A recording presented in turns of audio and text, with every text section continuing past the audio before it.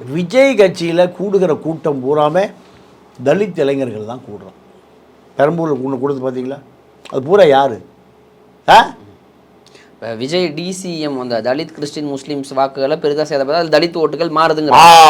அதுதான் திமுக ஏன் தோக்குதுன்னு நான் எப்படி சொல்கிறேன்னு கேட்டிங்கன்னா, சிறுத்தையின் ஓட்டு திமுக விழுகவே விழுகாது.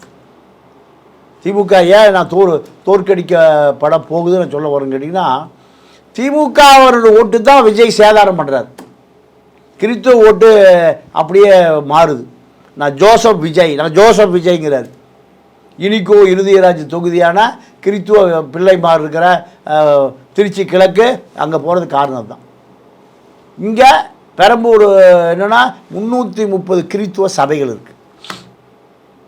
இவர்கள் ஓட்டு போட்டால் ஜெயிச்சிடலாம். இது தேர்ந்தெடுக்கிற அது ஒரு காரணம். அப்போ இவர் ஜாதி மதம் ரெண்டையும் வச்சு தான் விஜய் அரசியல் பண்ணுறார்.